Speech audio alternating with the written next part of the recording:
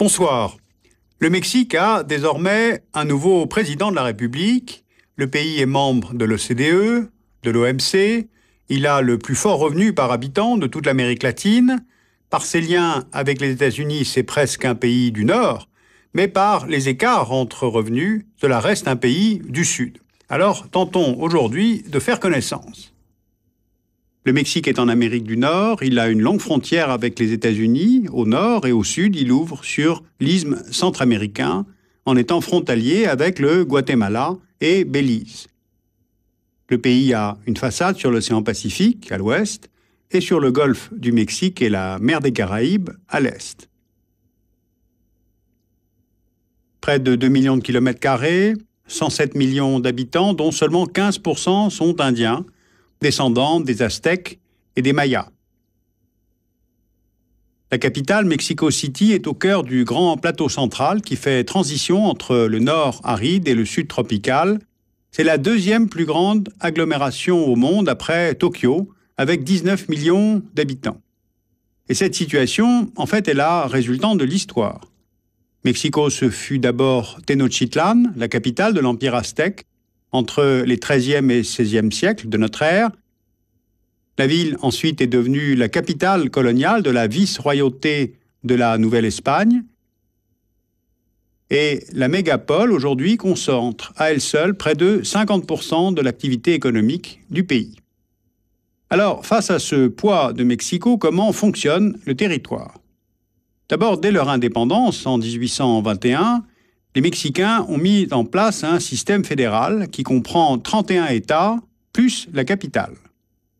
Certaines des capitales des États fédérés ont émergé comme pôles de développement régionaux, par exemple Guadalajara à l'ouest et Monterrey au nord-est, et chacune compte aujourd'hui plus de 3 millions d'habitants.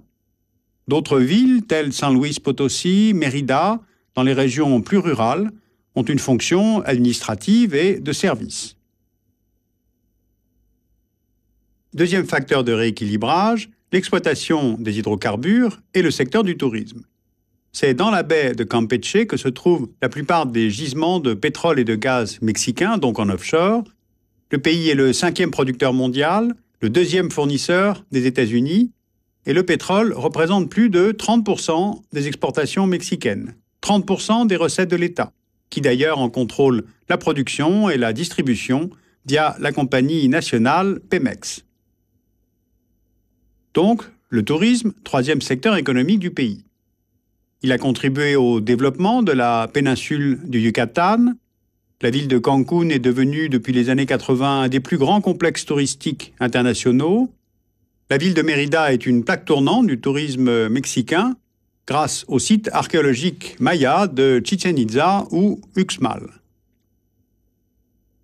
Maintenant, le nord du pays, qui doit son développement à sa proximité avec les États-Unis. Alors rapprochons-nous du Rio Grande. La frontière américano-mexicaine est longue de 3200 km et de part et d'autre de cette frontière s'est mise en place, à partir des années 1960, une organisation du travail et du territoire assez particulière. Ce sont ces usines d'assemblage que l'on appelle maquiladoras. Des entreprises américaines des secteurs électroniques, textiles ou automobiles ont monté des usines au nord du Mexique pour profiter des bas salaires et des incitations fiscales. La production est ensuite réexportée vers les États-Unis, mais les sièges, les services de gestion et d'encadrement sont restés de l'autre côté de la frontière, dans les États du sud des États-Unis. Ces entreprises jumelles ont favorisé le développement de villes jumelles, de part et d'autre de la frontière, comme San Diego, Tijuana ou El Paso, Ciudad Juárez. Cette frontière américano-mexicaine est l'une des plus dynamiques au monde en termes d'échanges, flux de commerce, de capitaux, mais aussi de personnes qui passent, légalement ou non.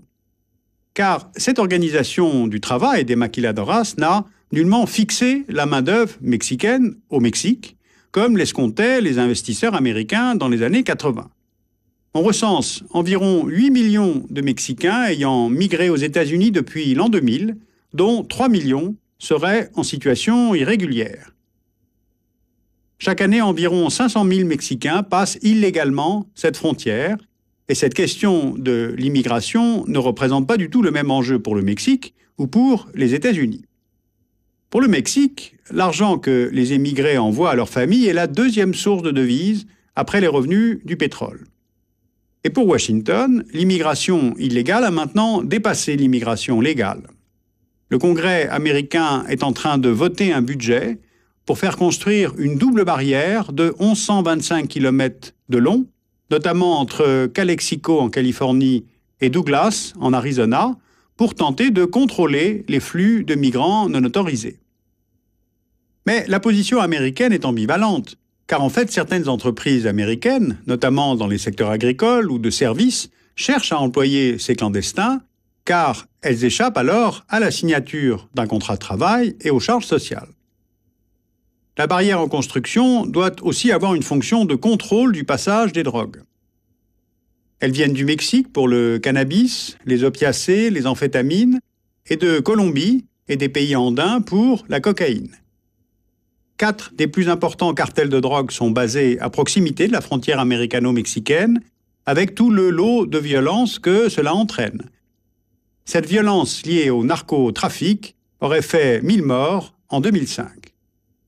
Si maintenant on raisonne à une échelle continentale, cette dynamique frontalière est aussi l'un des effets de la mise en place en 1994 de l'ALENA. L'ALENA, c'est l'accord de libre-échange nord-américain. Le Mexique est ainsi devenu un partenaire privilégié du Canada et des États-Unis, qui sont la première destination des exportations du Mexique, 88%, et le premier fournisseur, 63%. Outre l'intégration à l'ALENA, le Mexique est désormais membre de l'OMC, membre de l'OCDE. À l'échelle de l'Amérique latine, c'est la première puissance économique, loin devant le Brésil ou le Chili. Et d'ailleurs, pour les populations d'Amérique centrale, il est un petit peu l'Eldorado où il faut venir travailler. Sauf que cette large ouverture des marchés a eu des conséquences dramatiques pour les petits paysans mexicains qui ont été ruinés par les importations américaines de produits agricoles. Dans le sud du pays, il y a eu précarisation des emplois, aggravation de la pauvreté, et c'est d'ailleurs ce que montre très bien la carte du PIB par habitant selon les États de la Fédération mexicaine. La moyenne nationale du PIB par habitant, c'est 6 000 $. Dans la capitale, Mexico, le revenu par habitant passe à 22 000 $, soit un niveau analogue à celui des pays développés. Dans les États frontaliers des États-Unis, par exemple dans celui de Nuevo León, le revenu dépasse 13 000 $. Et quand on va dans le sud, au Chiapas, au Oaxaca, au Guerrero, le revenu par habitant descend autour de 3 000, 4 000 $ par tête. Alors malgré cette forte intégration économique avec le voisin nord-américain, ce pays conserve une politique étrangère assez autonome. Accord énergétique avec la Colombie et les États de l'isthme centra-américain, rapprochement avec l'Union européenne, critique très nette contre l'embargo qui est maintenu sur Cuba, positionnement contre l'intervention des États-Unis en Irak en 2003. Ensuite, il faut noter que la bonne santé économique du pays est loin de profiter à tous les Mexicains. On se souvient qu'au moment de l'entrée en vigueur de l'ALENA, c'est justement au Chiapas qu'est née l'armée zapatiste de libération nationale, dirigée par Marcos. Elle voulait une égalité de traitement pour les Indiens du Mexique, une redistribution des terres. Eh bien, 12 ans plus tard, rien n'a changé. Les Indiens continuent de subir des discriminations, des violations des droits de l'homme, notamment par des groupes paramilitaires. C'est toujours au Chiapas que l'on trouve le plus d'analphabètes, qu'il y a le plus faible taux de scolarisation et qu'on trouve le plus de maladies infectieuses. C'est sans doute là le paradoxe du Mexique. Il est à la fois un pays développé, un acteur de la mondialisation, mais il maintient sur son territoire des zones totalement marginalisées. Alors cette photo étonnante m'a été donnée quand j'étais à Ciudad Juárez, à la frontière entre le Mexique et les États-Unis, et elle montre l'un des stratagèmes que peuvent tenter d'utiliser les immigrants illégaux pour passer la frontière vers les États-Unis.